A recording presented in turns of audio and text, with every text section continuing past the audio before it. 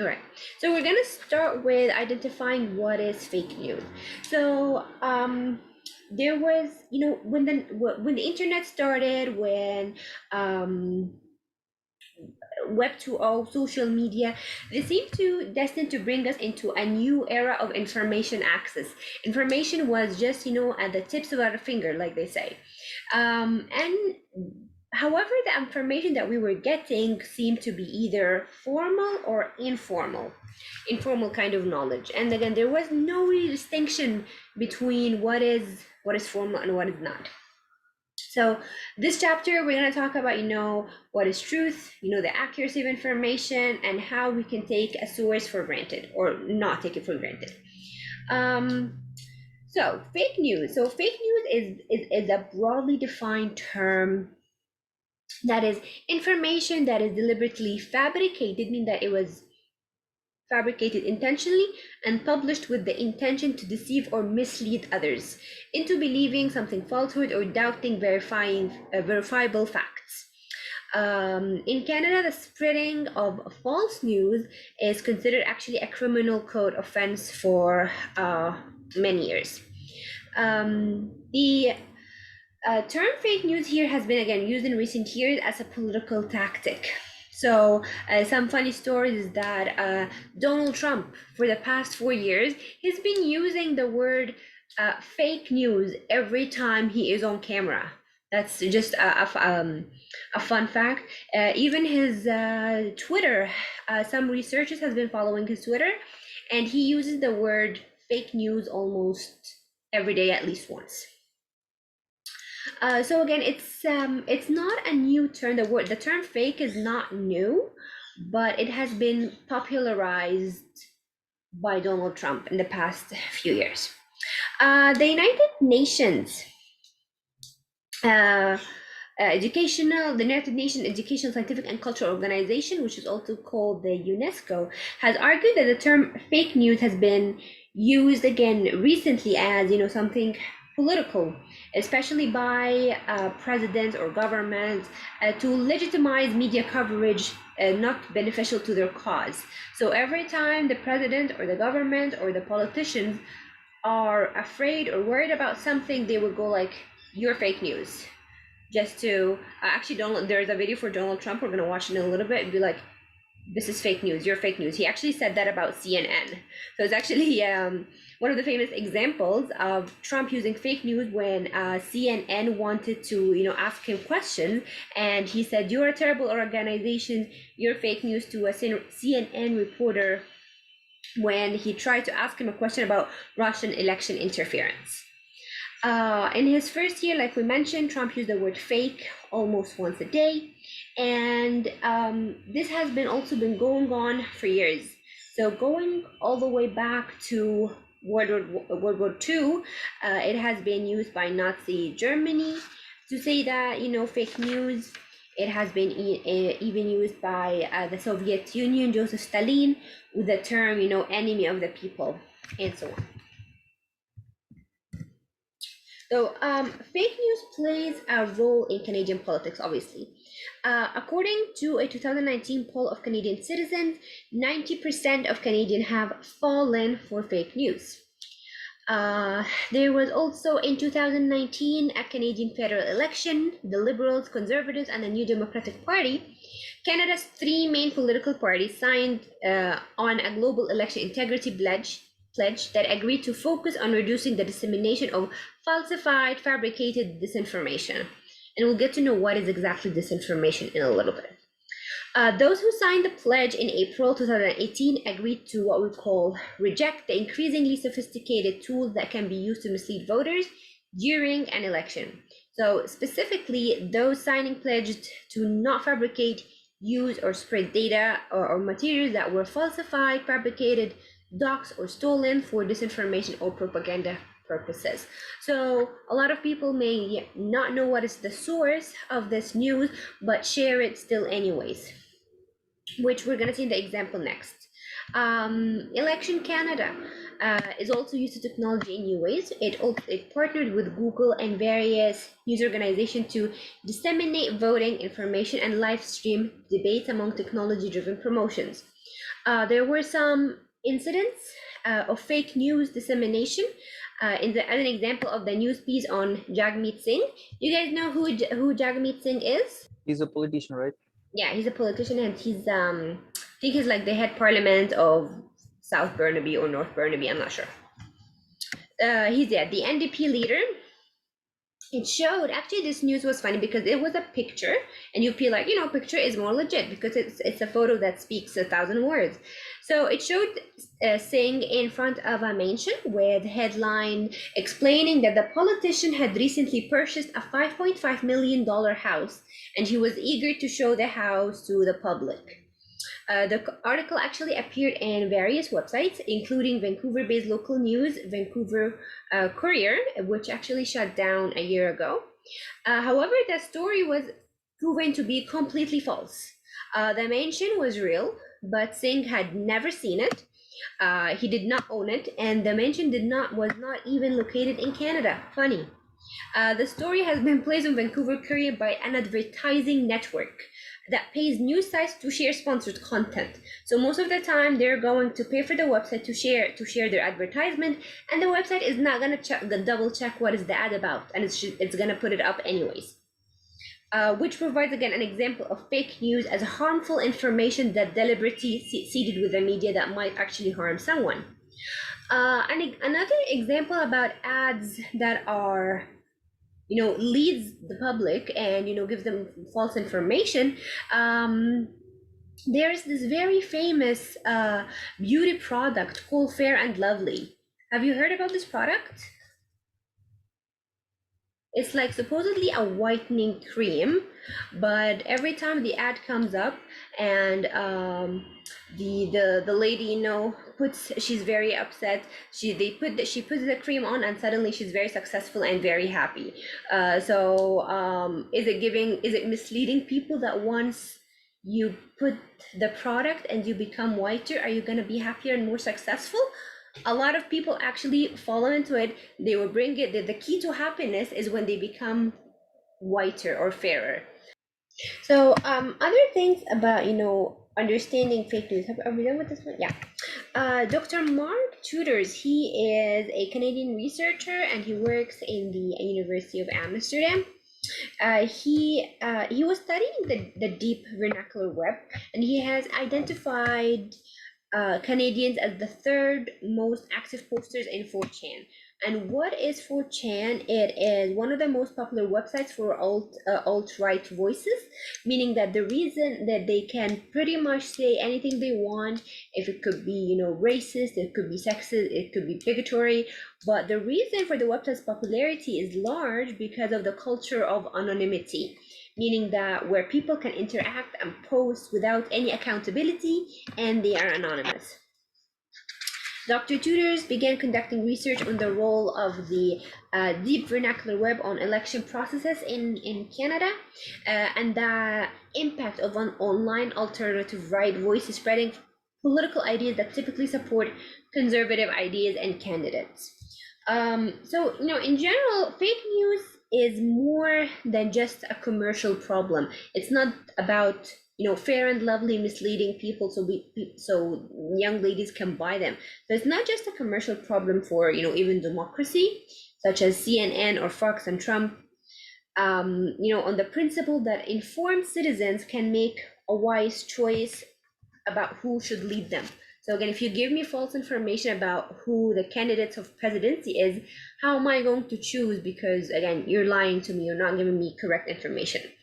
It is a threat to almost every existence of democracy, and it carries with its potential of a slide into, authoritarianism. In the same way that first electronic media radio was used for propaganda that established and sustained authoritarian regimes in the middle of the 20th century. However you really want to define it, the term fake news does not fully or accurately describe the whole landscape of contested and harmful information shared over the internet and through text messages. The trust and the truthiness in modern media, and this is a very important word that I want you guys to know. Truthiness. Now, in 2005, US comedian Stephen Colbert coined the term truthiness to describe the way politicians and others were trying to, edge away from the facts and start talking about truth. So this term is now generally used as the quality of seeming or being felt true, but it doesn't have to be necessarily true.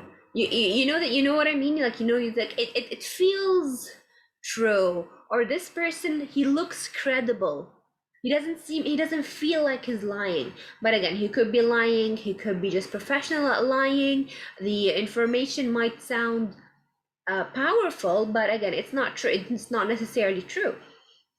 So for traditional media such as newspaper that drift from facts into a world in which truthiness counts more than truth is a challenge to journalistic ethics and practice. The natural reaction is for journalists to, double down on fact checking and assure others that they can set their record straight. As I know, speaking from experience, being a journalist myself, it was very difficult to double check everything, because you cannot publish something without making sure that, this is right. I cannot publish something on a website without doubling it. And for me, I had even a bigger challenge because I used to be an editor-in-chief. An editor-in-chief is the final stop, or the final head before everything gets published. So I have younger journalists who would come report to me, so they double check their sources, and then for the credibility of our magazine, I had to double check it again. So it was honestly a lot of work. So when it comes down, of course, there is an underlying problem, is that people generally do not trust institutions anymore, and they trust more the word of mouth. So if I'm on Facebook and I trust Menika that she shared something, I automatically am gonna share it next. And someone of my friend list are gonna say okay, I trust her hand, I trust what she said, I'm gonna also share it next, and so on. And of course, this causes a big problem. The truthiness of, the Trump discourse and the Russian disinformation campaigns both have, similar effect of eroding trust in public institutions, from investigative journalism that labeled, fake news, to career government officials labeled, the deep state, to science itself labelling, that climate change is a hoax. So everyone is saying something, and people in between are like, do I trust institutions? Do I trust Google? Do I trust the word of mouth? A little bit of fake news in history, so a little bit of background. The term fake news has been popularized in recent years, but the concept of creating and spreading, fiction news is very old. It traces all the way back to, as early as 33 BCE, during the War of the Roman Republic, with Julius Caesar adopting son, and Mark Antony, who's having an affair with Queen Cleopatra of Egypt, and it was a whole mess. Someone saying something about someone and spreading it all over. And of course, rumors, they say that rumors spread faster than fire. I heard someone who heard someone who heard someone. When the printing press was invented in the 1440s, misinformation could spread really quickly and easily. I heard an interesting fact about the church doing something. I'm gonna go quickly, write it down, have it printed in the printing press. Next day, everyone has it. And even more, with the invention of the radio in 1895, this process became very immediate, very quickly. A funny story happened in 1938. The power of radio was really, the power of radio started really grow. So a funny story, someone wrote a fiction story, okay? And do you know these radio plays, like a radio drama play? So it was a story, I think, about some kind of Mars attack or aliens. It was a science fiction story, and it was produced and directed to a radio version. And they really played well with the radio version, meaning that they gave it some good sound effects. They gave it as if someone was saying some news that Earth was being, attacked by aliens. However, they put a warning before the beginning of the show that this radio broadcast is fiction. It's just art, and it's just a drama play. However, some people tuned in after the fiction warning, and they tuned in with people actually, screaming, and people running, and voices of aliens eating people. So the story was actually told in a very realistic newscast style, and the sound effects and actors created a broadcast, giving the whole climate that like the aliens are actually in invading Earth. People actually, and again, the problem was people tuned in after the warning message, and a lot of people actually believed that it was real.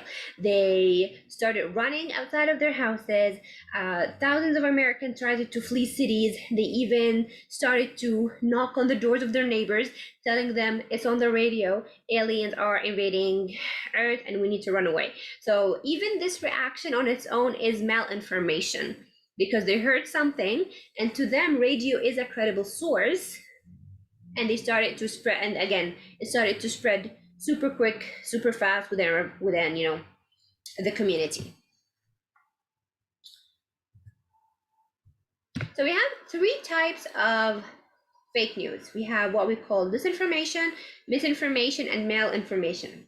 How are we doing so far? Are you guys still with me? So we have three types of fake news. Now, the three most significant terms that use to describe what is fake are, again, disinformation, misinformation, and malinformation. Now, the easiest way to try to define which is trying to look at the content itself. So, disinformation in general, it contains false news or false information, and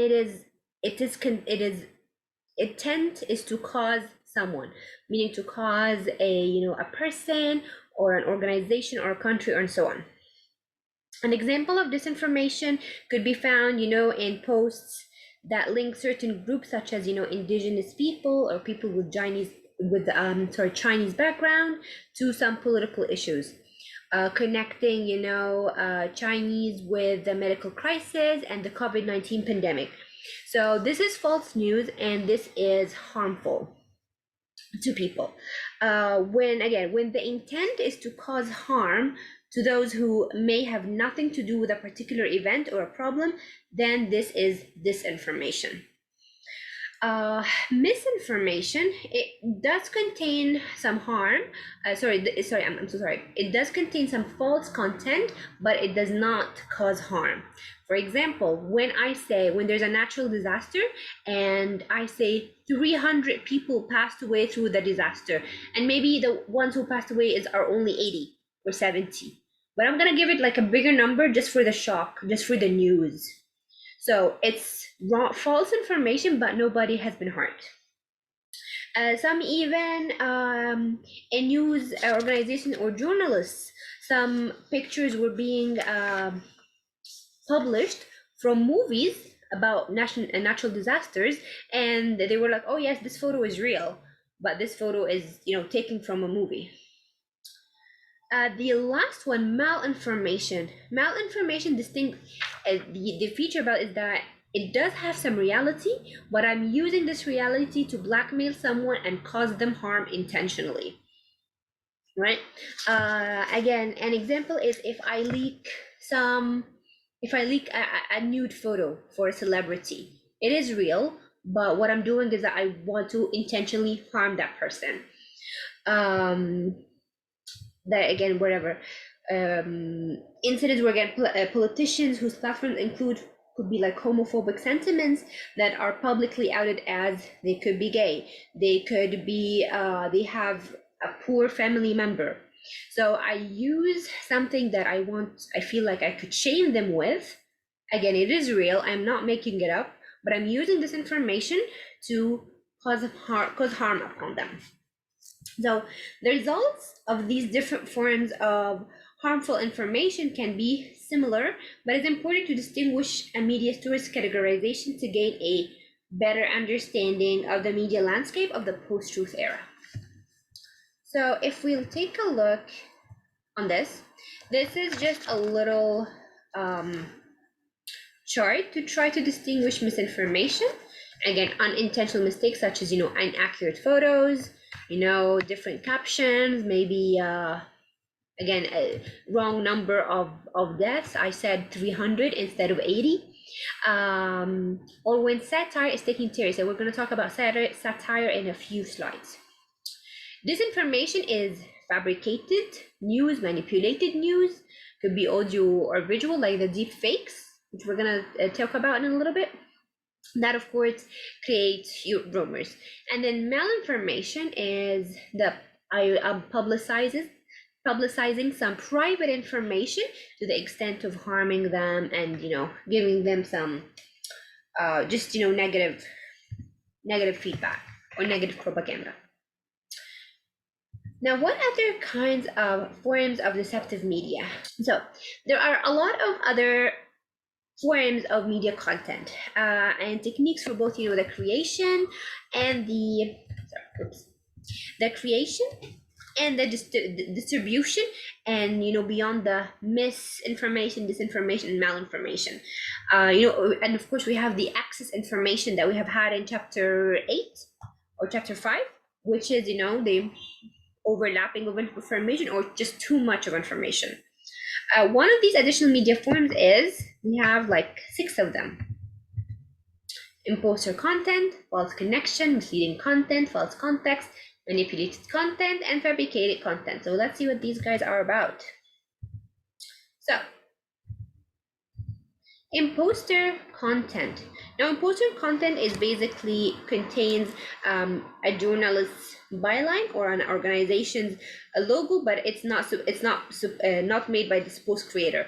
Meaning that I take someone's work and I put my logo. Right?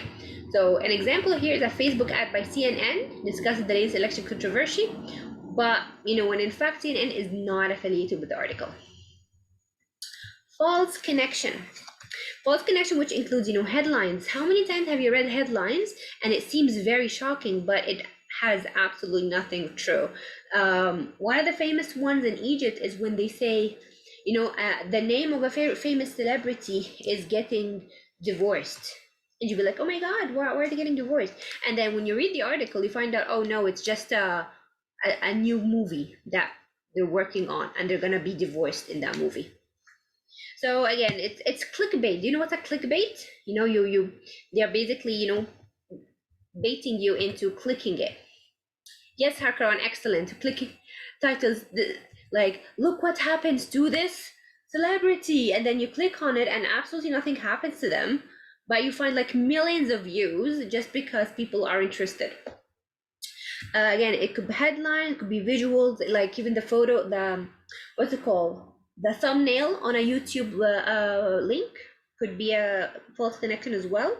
Even captions, basically anything that is attention seeking or attention grabbing features that does not accurately describe the actual content.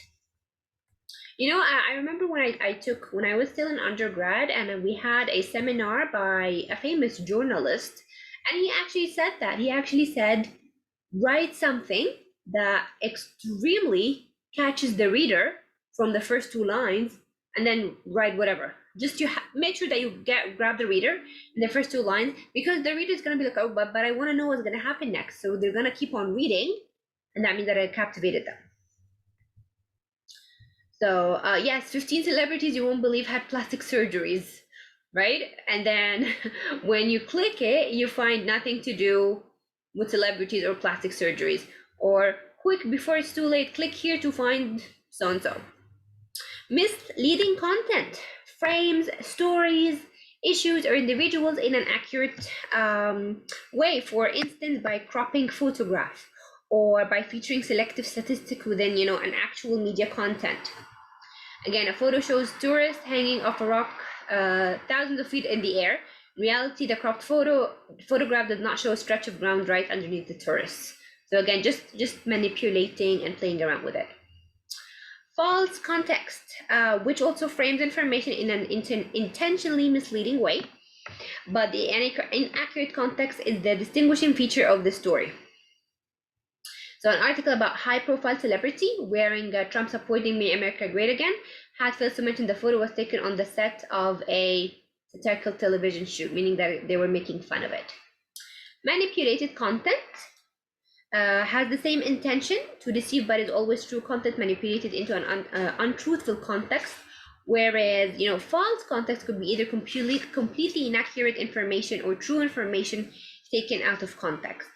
So on the other end of the spectrum, we have finally fabricated content, which is completely made up. A photo of real, so manipulated again. Your photo of real fire, it could be like a small fire, but it was made that the smoke looks so much worse than it is.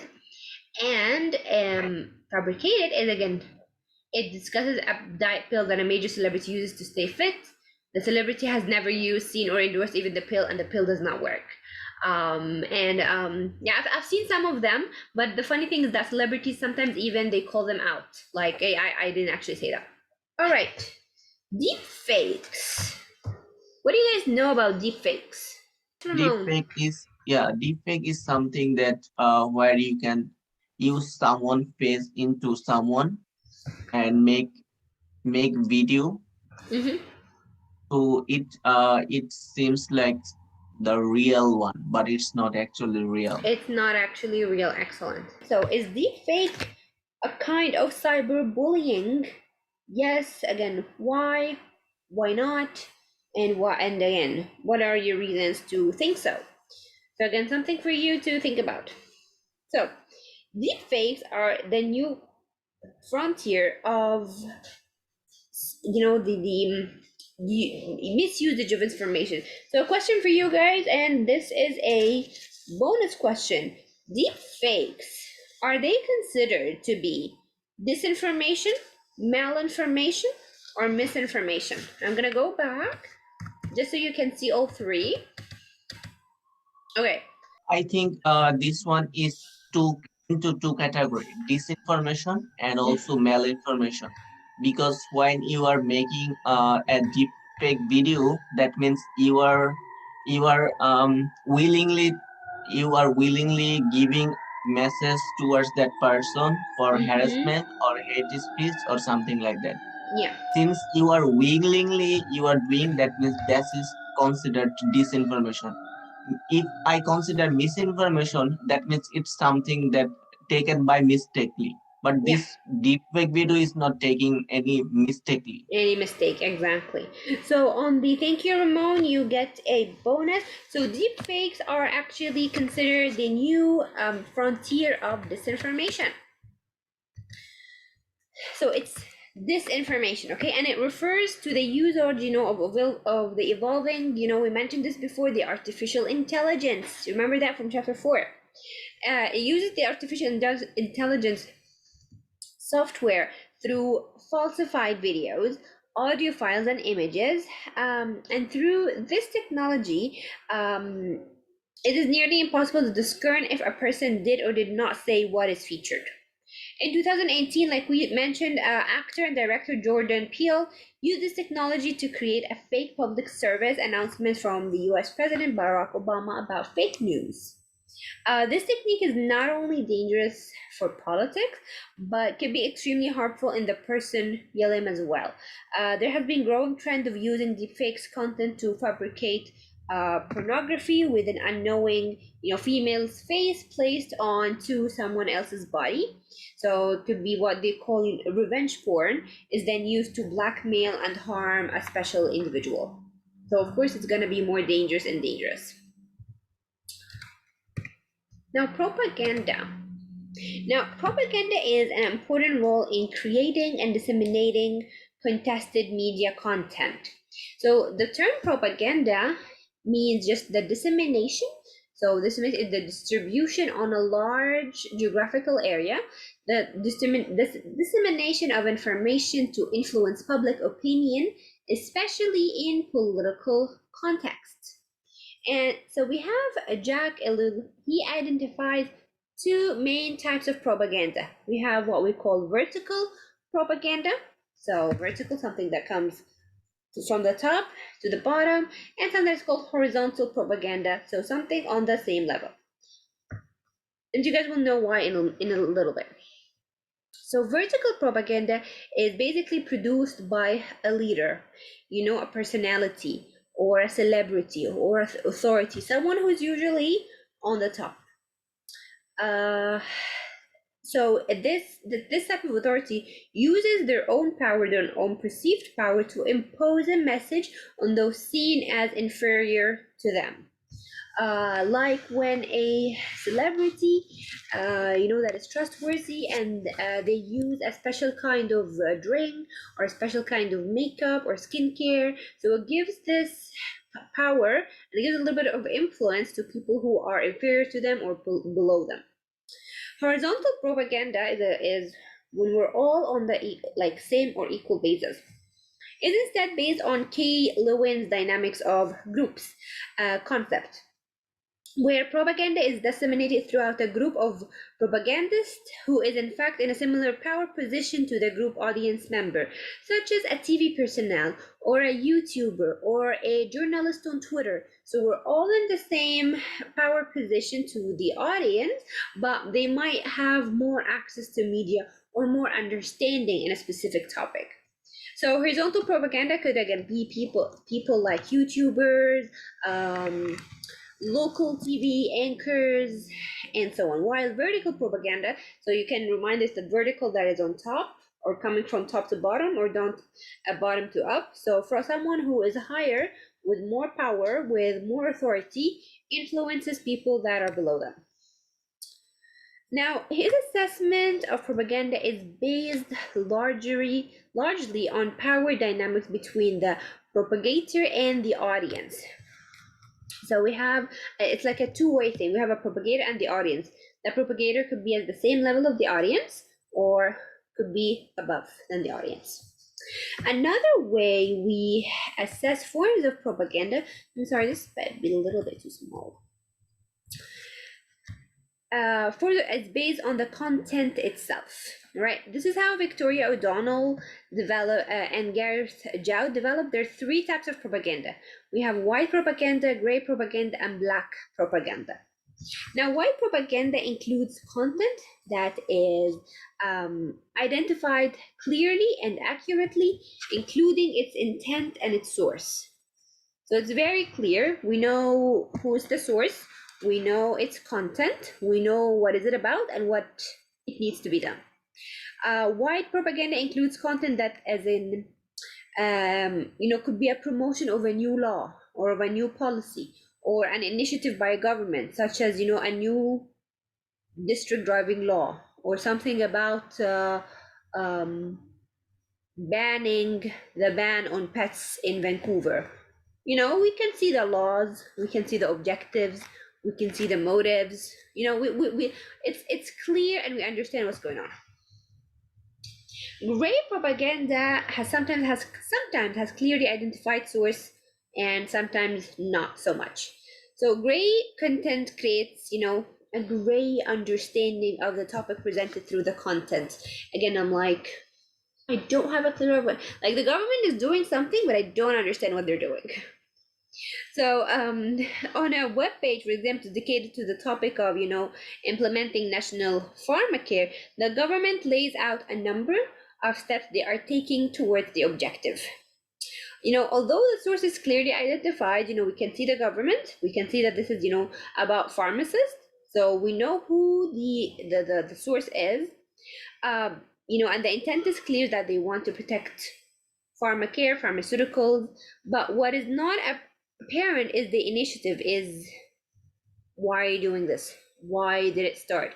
What are they gonna do to reach their objective? So it's a great area about why is it happening and who complained about it. Like, for example, me and my friends, we go weekly to have some hookah here in Burnaby, and they decided that they wanted to ban hookah, like it's like a smoking indoors. So they decided, again, the government law decided that they want to ban indoor smoking in Burnaby. And this is a great area because I went online and actually looked for it. I wanted to read why are they banning it, and it was the objective of why it is being banned is very is unclear, right? So this is actually a great propaganda. A lot of people are fighting against smoking indoors, but it's a shop, it's a store, it's like a little small cafe. You go in and you're not harming anyone. People inside are people smoking. What about, so the initiative and the objective is very ununderstandable. So, like I said, the political objective and the building support for this initiative is not very stated, is not clearly stated. Now, finding the black propaganda intentionally hides its intent and source, creating supervisive and deceptive media content. Typically, these are spread through informal channels such as, social media accounts, informal websites. So, in the run up, for example, of 2019 federal election, unknown actors mounted a campaign designed to link Trudeau with a plan to implement Sharia Islamic law in Canada just because he was seen in the mosque praying with some group of Muslim men, especially after the Syrian refugee coming here. So nothing said that the Canada is gonna turn Muslim. Nothing said that he was implementing it. It was just a picture of him saying hi and spending some time with people.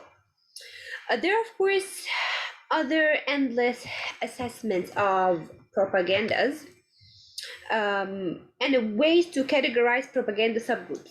These assessments all have the same core concept: a propagator releasing media content with the intent of spreading their own idea and, of course, their own agenda. Am I with or against what's happening, and what kind of agenda am I following?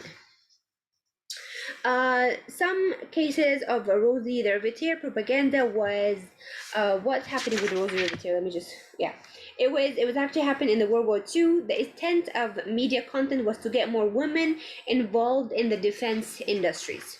So in this case, propaganda was used by the government in a legitimate manner and was seen as a necessary and responsible means of power in a time of war. Even today, there are propaganda that are seen as, it feels legit, used by politicians and non-politician actors alike. For instance, again, corporations or not-for-profit organization. Where am I? Okay, to further, use this various forms of propaganda to affect stock prices or profit or market conditions to further really legitimize this propaganda or to make a rival candidate look bad. However, of course, it is increasingly difficult to identify propaganda as such. Of course, a lot of people do believe, like, I'm not going to fall for this propaganda.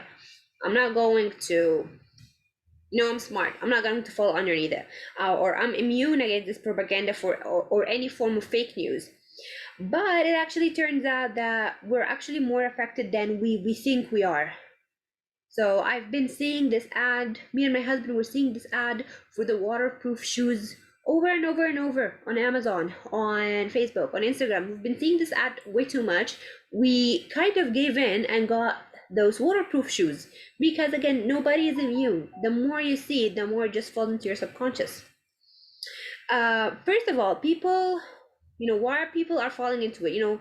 People are busy. They don't have time to investigate through each claim. Every time I find something, I'm going to go over it and find the sources.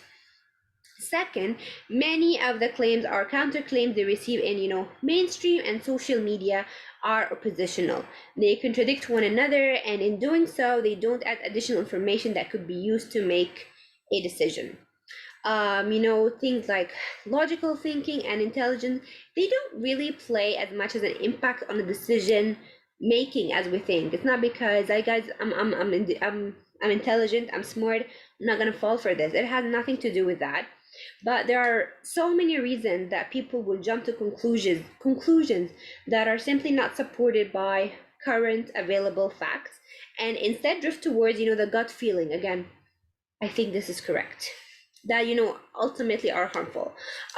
We tend to trust things that are believable rather than being supported by evidence.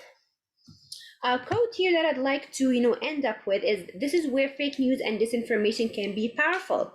As much as we like to think we're good at spotting fake news and being skeptical of what we're told, we're ultimately skeptical to whatever information makes it easiest to make a decision that seems right, even in the long term it might be wrong.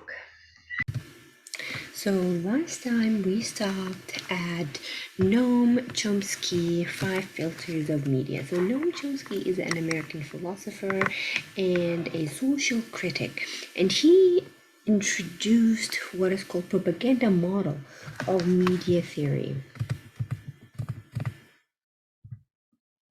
in which he and co-author Edward Herman spelled out the five filters that distort messages. Distort, again, like we mentioned, is to disrupt or give another meaning or deceive message coming from commercial media. So we have, of course, the ownership of the organization.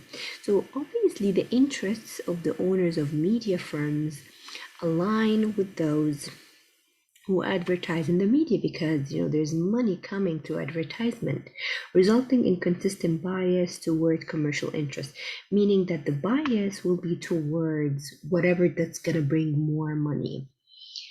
The advertising license to do the business.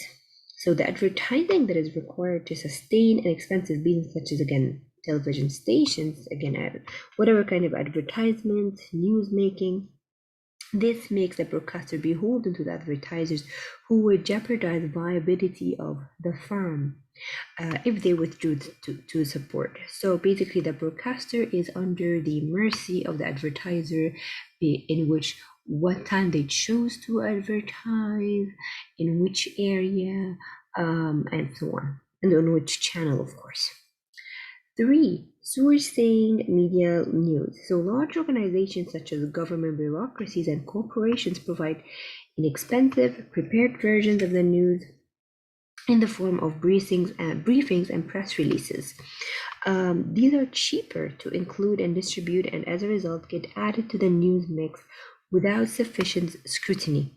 In addition, alternative news sources are often not included in the distribution of these items, raising the relative costs of including them, since of course the reporters would have to go and dig them up, taking time and effort that wasn't required when distributors provided a feed. 4, we have a flag. If media outlet were to break ranks and report critical information, their owners would be subject to expensive and time-consuming litigation. This troublesome irritant means that it's sometimes easier to just keep quiet about certain items. 5, and finally, auto-communism and war on terror. So in the editions of the book published after 9/11 attacks in 2001, they replace auto-communism with a war on terror as a fifth major bias in Western media. Of course, let's think about why it's bias. Every time there's a problem happening in the world, United States or American media takes it towards their side, and how they are, the victims, how people should be with them, and so on. So more recently, we have seen additional threats, including war on illegal immigrants come to the United States. Regardless of the theme of the moment, the argument is that established media outlets do not wish to be seen as the one with the enemy and going against dominating political ethos. So also the video that we have watched really explains all 5, and I think you can think about different examples. What really brings money to the commercial media? Think about something like Keeping Up with the Kardashians. They bring so much advertising to the channel. They have a huge followership, huge audience. So of course something like this is going to bring a lot of commercial, and therefore is going to bring a lot of bias. Satire and parody. There are a final form of deceptive media content that is only debatably harmful. And here again, we have a debate. Is satire and parody harmful or not? To give you just a quick example of what satire and parody is, it's basically, making fun of current news and maybe having TV shows to restate the current news in a funny way. There's so many shows like, John Oliver. Most of the late night shows are satire and parody. Saturday Night Live is a very famous satire show. So again, they make fun of politicians, celebrities, current news events, and so on. So, the increasing social media dissemination of this context, it can be difficult for people to identify what is parody and what is real. So if someone shares a satirical article on their own social media feed and reacts to it as truth, let's say I was making fun of this, but I pretended that it to be true. Some people may take it as, they might believe it and take it as truthful.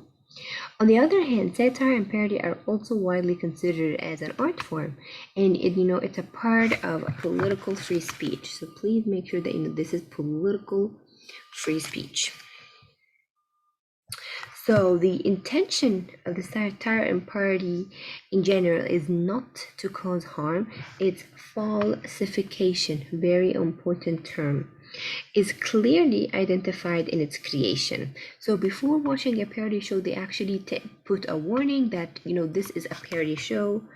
Do not take it as real information. But importantly here, criticism, satire, and parody are recognized as key elements in a healthy democracy, and as such are provided with special treatment in copyright and intellectual property laws in Canada and most democratic countries. One example here is a famous media outlet, a parody media outlet in Canada, is the Beaverton. So, how about the journalism and storytelling in the post-truth era? So, the impact of misinformation on the creative field of journalism is significant in a lot of ways. We will first look at the historical role of journalism in political democracies. Then we will reflect on the financial, creative, and technical changes in the field of journalism that have come with the digital media and increased amounts of misinformation. And finally, we will explore the role of memes in modern democratic world. So freedom of speech is a core principle of liberal democracies. Journalism was born out of a fundamental aspect of democracies and is intended to keep politicians and the overall political process accountable.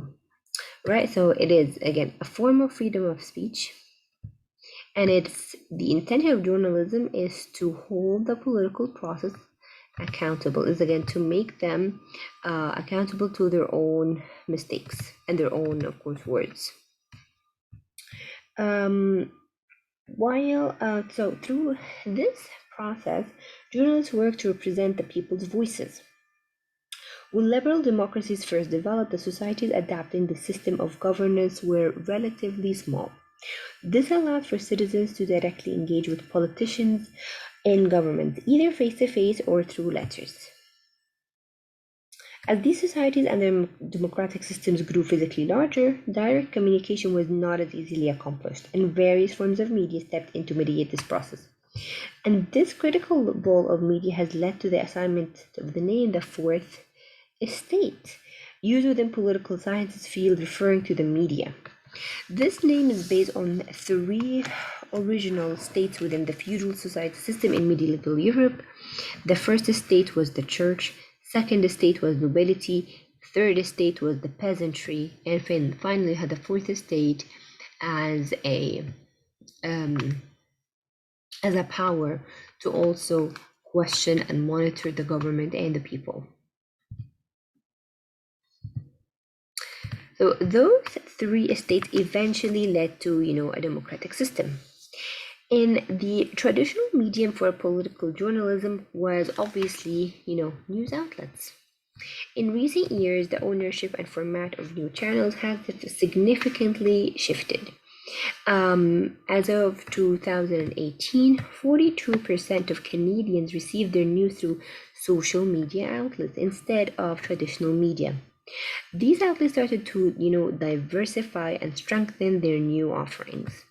We have, examples of social media outlets such as popular outlets on the platform, including CNN, Daily Mail, and BuzzFeed.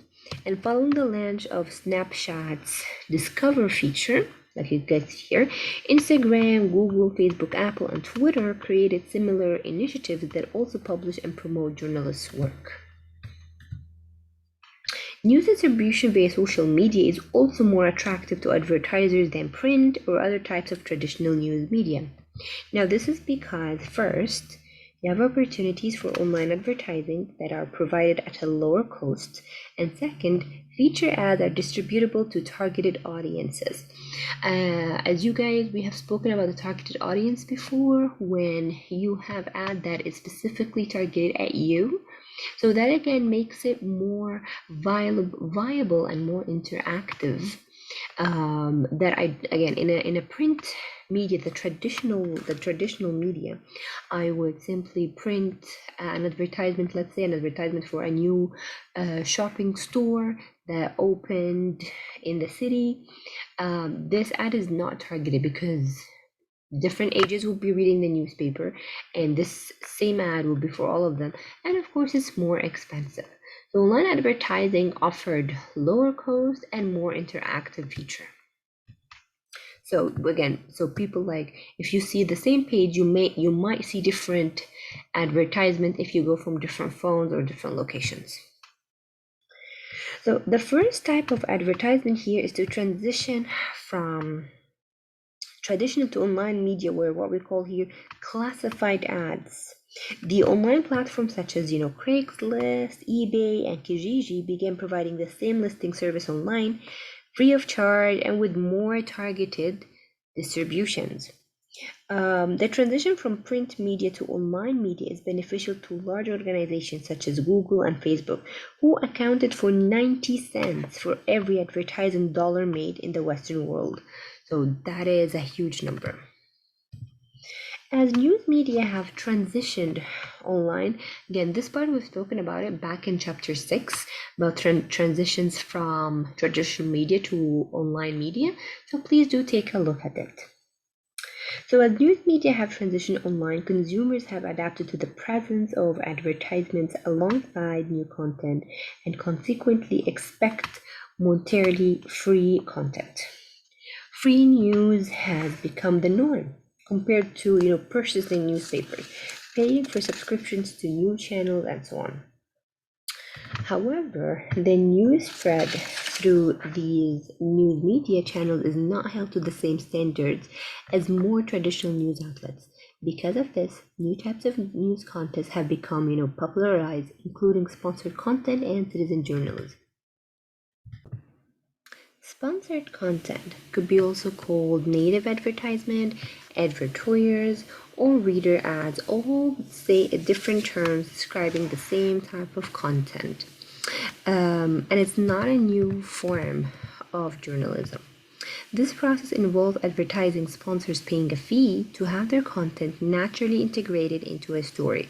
A good example of this, when you guys are watching a YouTube video, and could be again a cooking video, music, painting, gaming, and the YouTuber would start their video with, this video is sponsored by so and so. And they start showing a story related to the sponsor. These stories are produced to appear as editorial content, but legally must be identified as sponsored. So they are legally bounded to say that they are being sponsored. Often this content is written by freelancers or public relation companies, so it's not journalists. Forbes estimated that sponsored content is almost 21 billion industry, and it's minimum 75% of all advertising revenue comes from sponsorship. Studies have shown that most consumers cannot even tell the difference between sponsored and non-sponsored content.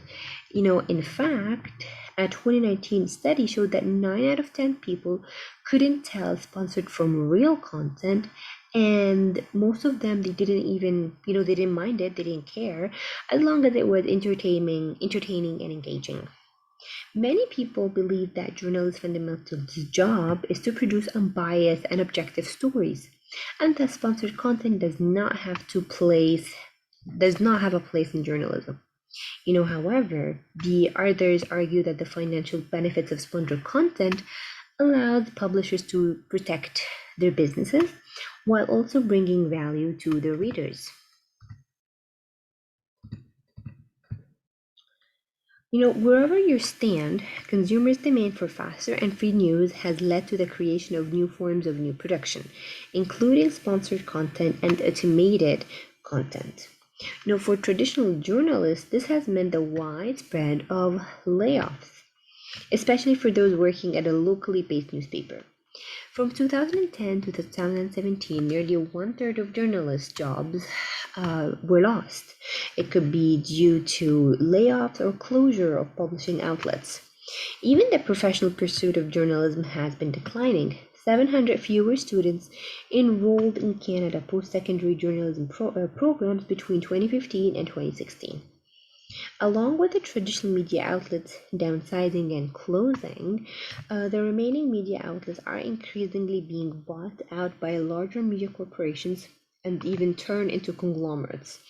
As of 2017, the top five media companies in Canada, Bell, TELUS, Rogers, Shaw, and Quebecor, made up to 72.5% or 58.9 billion of the Canadian network media economy. Paywalls. Now, in an attempt to continue as a business, many traditional news outlets have implemented paywall structure, where consumers must either pay for specific content or subscribe to a full access package. This is also known as paywall. So, media outlets have found it difficult to succeed with this type of financial model because it doesn't match up to the widespread expectation for free news content.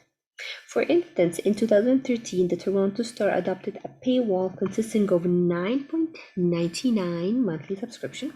However, like other news media paywall attempts, Toronto Star was not able to maintain the structure as consumers simply turned to free news outlets instead of opting to pay for the content. So people in general are not interested to pay for news because they will find it free somewhere else.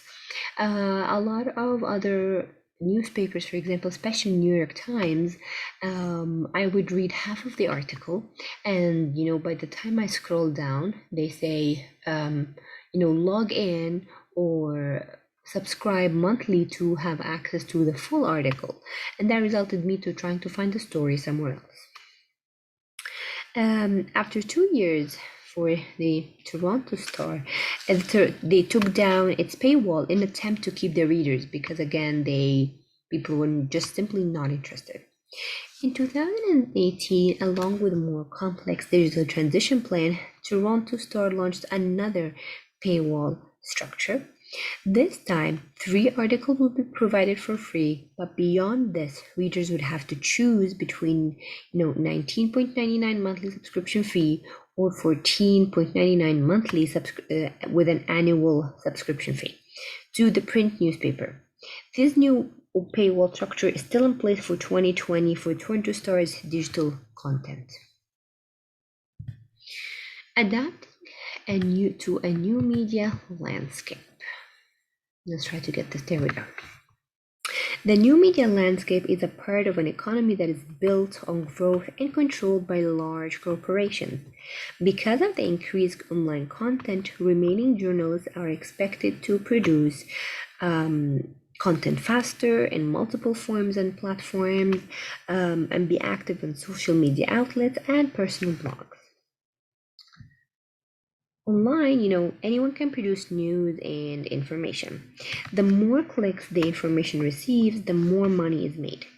And for journalists, this means that a lot of their job has been transformed into fact checking, partly because they are receiving automated or outside content, and partly because of the increasing emphasis among editors on fact checking in a way of defending against claims of fake news. So this is important to know about, how their job transformed from writing. So it's to fact checking, again, because they're receiving intermediate outside content or defending claims against fake news. So very important point over here. Additionally, journalists are often less tied to their local communities, as news media outlets have transitioned into the digital space and away from their geographical communities. It is now commonplace for small town media outlets to have a digital presence that cover a bit of local news, and then they will receive a feed of third party or syndicate it for the rest of the site. This third content is often crafted deliberately to generate clicks with catchy titles and keywords such as clickbait, and working in a newsroom that uses this model was not a recipe for job satisfaction.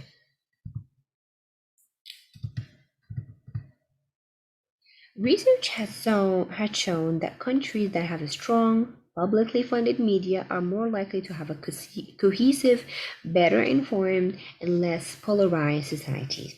Within Canada, there is different levels of public support from government to financially aid journalism. In 2017, the Canadian Policy Public Forum published it's a non-partisan organization whose mandate to keep the government accountable. They published a report on democratic risk of shrinking.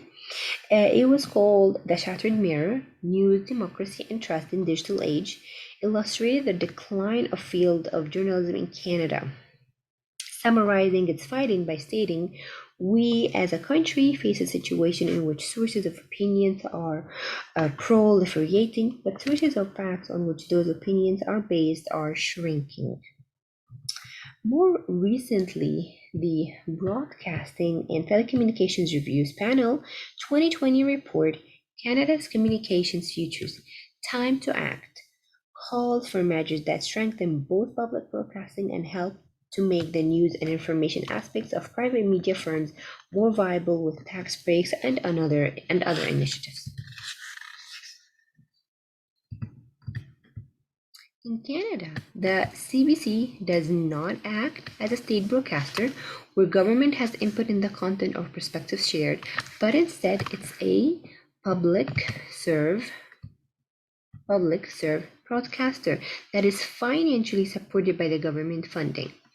As a public service broadcaster, it is financially support. It is legally mandated to be on the side of the people, because again of being fully independent from government with no political influence allowed. Public funding for the CBC has significantly declined in recent years, leading to the CBC becoming one of the most poorly funded public broadcasters in a developed country. However, in 2018, the federal Liberal government attempted to reverse this downward public media funding trend and pledged over 75 million funding increase for the remaining 2018 fiscal year. In 2019, the federal budget proposed three specific measures for supporting Canadian journalism. More generally, and again, to make it better, to help serve people better, to pay salaries and fees for the journalists and so on. So first, they were allowing not-for-profit news organizations to receive charitable donations and issue official donation receipts, creating new refundable labor tax credit for qualifying news organizations, and three, creating a temporary non-refundable tax credit for subscriptions to Canadian digital news media. In order to stay relevant, newspaper, magazines, radio, and television, singularly and in groups of station networks and chains, are deeply integrated in new media forms in the processes of creation. In their promotion and outreach, in their audience development and engagement. Journalists are heavy users of Twitter, and practically every photographer and journalist uses the tools of digital and new media to gather, revise, and submit their stories into vast interconnected digital publishing systems. The result is that magazines inevitably maintain a blog, newspapers have websites, television stations put clips on YouTube, radio stations have podcasts, and most of them do all of those things all the time. So again, this is similar to what we've spoken about back in chapter 6 and to describe how they integrated new media to their work. Many traditional journalistic enterprises have pushed the boundaries far into the realm of research into development, as we can see in the recent use of virtual reality by the New York Times. In November 2015, subscribers to the print newspapers were provided with a set of complimentary VR goggles one morning with the invitation to view special virtual reality content created just for them. The experiment was repeated the following spring, and it was just an element of showing off rather than actual journalistic style. The spread of information online. Just a little bit of a history that in 2016 US presidential election highlighted a key aspect of misinformation in the post-truth era. You know, the way is being distribution or the path of distribution. The use of social media to distribute and receive news stories has transformed the impact of media on everyday life, especially when it comes to politics. Social media, on one hand, created the opportunity to not only search for and access information that confirmed one's belief, but to also form communities and networks based on these beliefs. The concentrated and concentration of information has led to echo chambers. What echo chambers really is, it's isolated online spaces where the ideas being exchanged tend to confirm one another. An echo chamber can include community of like-minded people sharing similar politics, views, or a page about specific conspiracy theory. Once inside one of those spaces, users share similar information, essentially echoing one another. So, you know, you're looking for pages or you're looking for people to confirm what you have, and you echo each other. You go back and forth with the same ideas. However, the echo chamber can be more academically explained as selective exposure or confirmation bias. This means that social media exposes users to selective content that they will naturally agree with, and thus more likely to engage with that this content confirms with their pre-existing biases. Confirmation bias is when you believe in something so much, such as, for example, anti-vaccination, and you want to find articles or research to confirm what you believe in. So what you do is you shop. You go online and you shop for articles and research to confirm your bias. So you're not looking for, you know, research in general, you know, so that you can actually read and educate yourself, rather than I want confirmation on what I believe, whether it was wrong or right. So, social media's effect on news and information distribution has made the spread of misinformation even easier. Biased narratives, misinformation, conspiracy theories, mistrust, and paranoia spread easily via social media outlets. A 2013 study during the Italian general election looked at 2.3 million people's Facebook activity surrounding their political beliefs. The study found that people engaged most with the posts that reaffirmed their beliefs. You know, regardless of whether the post came from a reliability or a source that is, known, it didn't matter. The topic of the post or the quality of the information did not affect the engagement level to the same extent as how much the content reaffirmed their existing beliefs or their existing biases. Even with traditional media, news outlets are not entirely objective, and there are clearly partisan outlets. So I've asked you before, when, back in your countries, there are different political parties, and each party might have a newspaper or a media outlet to basically speak for themselves. So traditional media forms do have some types of automatic filters in place to create an expected level of validity. For instance, the role of editors and producers, whereas online media content can be produced by any person or even artificial intelligence with absolutely no type of expectations of validity by the outlet. Algorithmically, social media encourages people to access information that confirms their beliefs. As its most basic form, the more likes, shares, or views that a piece of information gets, the more money is made by social media company. Attention is equivalent to revenues, as advertisers will pay more to place their content on these platforms. This has created what is widely known as the attention economy, which we have checked and seen in chapter 8. Media literacy campaigns and initiatives. In the late 1990s, Canadian Public Service Announcement PSA warned about the dangers of falsified information spread through media. The House Hippo PSA. And a quick story of what is House Hippo. It's basically a 1-minute video that was aired across Canada, portrayed a house hippo. They were tiny hippopotamus, hippopotamus, like this really big animal. So they made it like really, really small and really tiny in its natural habitat, an indoor closet. The house hippo, it explained, only comes out at night and feeds on old crumbs. The PSA ended with a clear message.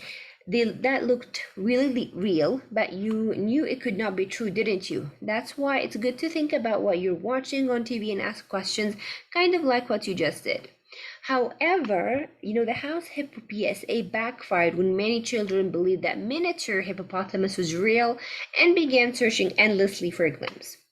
The task of educating young people on media literacy is still actively being developed today. In fact, it can be argued that the importance of such education is even critical with young children's increased exposure to media. I'll try to find the video for the house hippo and link it with this video. Young people are having more access the internet at increasingly higher rates at lower ages. As 2018, 41% of children aged 3 to 5 use the internet at home, and 57% aged 6 to 11 use home internet. In 2019, over 2.7 million Canadian children at 11 or younger actively use the internet. Many countries are starting to create programs for both children and adults that help promote critical thinking while watching and browsing media. Finland is a leading light in this regard, and media associations are getting behind initiatives to help people get better at spotting false or misleading information.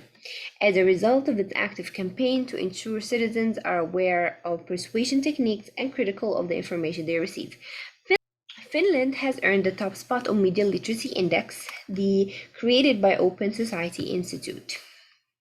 The Spot Fake News online campaign by News Media Canada asks readers to ask themselves if they can spot fake news using a handy acronym. SPOT is the credible source. Is this a credible source? P is the perspective biased. O are the other source reporting the same story. And T is the story timely, meaning that it's not something from years ago. Okay. So you have four sources or 4 ideas to be able to understand if this is fake news or not.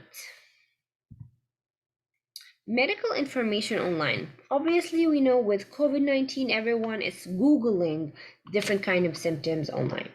So as the world grappled, with pandemic in the early months of 2020, online information about medical matters took on a new importance. We already knew that online searches from a significant proportion of the medical information most people have. A recent US study indicated that almost 40% of the information people have about medical issues come from online sources. In the context of COVID-19, a wholly new phenomenon to most people use of the internet to find out what it was, where it came from, what they could do to stay safe, and what might happen next was the uppermost on people's mind. Needless to say, misinformation and, of course, disinformation abounded through much of the pandemic period, despite government efforts to warn people to stay with credible sources. It became for most people the concept a credible source was a vague concept and subject to influence, from friends, family, and of course, Facebook. The platforms, they did an attempt to address the issue, implementing various initiatives ranging from, rules to filters, algorithmic limitations. WhatsApp, for example, changed the number of groups that you can forward a message to, first down to 30, and then limiting reposting to a single group at a time. Both YouTube and Facebook instituted bans on various inflammatory or wrong videos. Um, Most famously one called Plandemic, which had high production value and it posted as a documentary, but it wasn't. All school media events such as the press, briefing by the Prime Minister and the national or provincial health officers were taken seriously by the general public, trapped at home as they were. An authoritative version events was broadly available despite the torrent of alternative and oppositional viewpoints.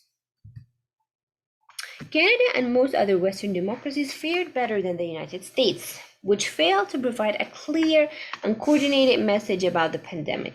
The president at the time was initially skeptical about the reality of the virus and frequently contradicted or downplayed the messages from his medical advisors, further confusing the situation and leading to a widespread sense of uncertainty. For example, when he came on a press conference and he told people, if bleach kills viruses, maybe you should drink bleach as well.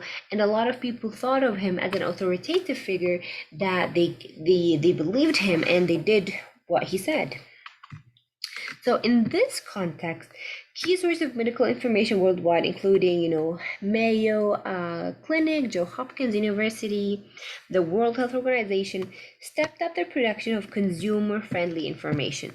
They used graphs, storytelling approaches, using key phrases, were widely used and generally adopted.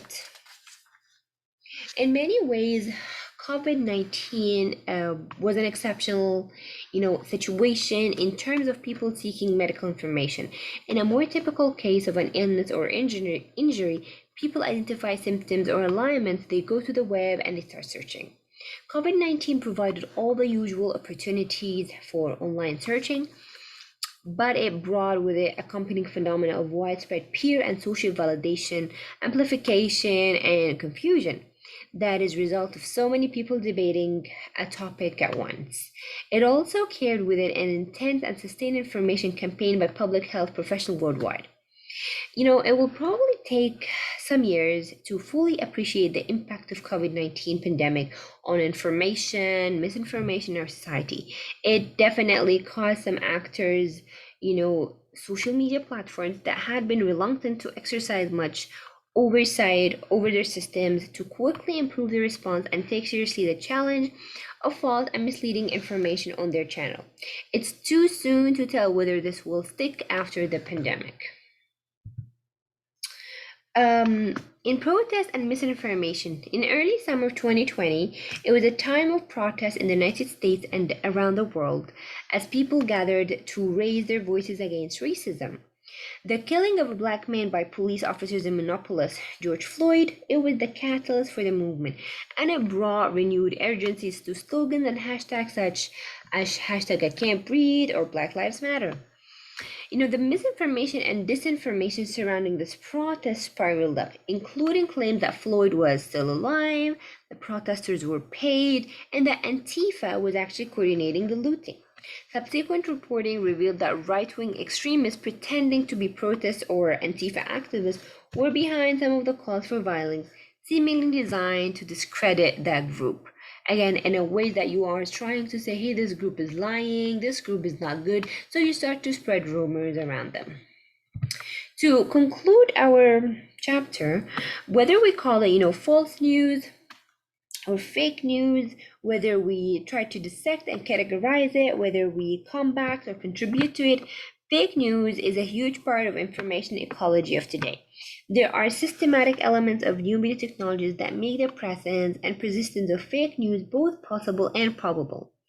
Even, the identifying of the term flat of a non-hierarchical network. The emergence of platforms such as Twitter, Facebook, YouTube, Instagram, and Google means that the largest media factors of today have built an incentive to keep the content floodgates open and provide the bare minimum of moderation and correction. In the context of that content flood, the notion of creating and controlling the gush of words and images that arrive on those platforms every day is almost demonstrably, impossible. Nevertheless, these companies do make an effort and they are under increasing pressure to do a better job, especially around election time, especially after the huge scandal of Cambridge Analytica that we have watched at the beginning of the semester. As we have seen, the government of Canada is really fighting back in a number of ways, working with companies to hold them accountable for the most egregious examples of fake news, mounting educational campaigns in partnership with the media, investing in technological, hardening of national systems of information. The traditional media, newspapers, radio and television, they have a natural inclination to support these initiatives, which they see as likely to encourage the public to turn to their trusted content. It is too soon to tell whether this will turn the tide on fake news, but the success in this effort cannot be solely the responsibility of media giants and governments. It is basically, everyone's responsibility. It is your responsibility when you scroll over Facebook and you see something interesting and then you want to share it. But before sharing it, did you make sure that this is real, or is it, something comedy, or is it funny? Or is it again fake news? Did you make sure that it's something that from recent events and not something that happened years and years ago, and for some reason it started to pile up again? So it's everyone's responsibilities really to make sure what they're posting, what they're sharing, and if especially you as media and communication students, to really understand what is going on and to really look at what's really happening and how it's being how fake news is being easily disseminated online. Thank you guys for being here for one last time for chapter 7, and best of luck in your exam. I am happy to accept your emails or your slacks if you do have any questions about your chapter.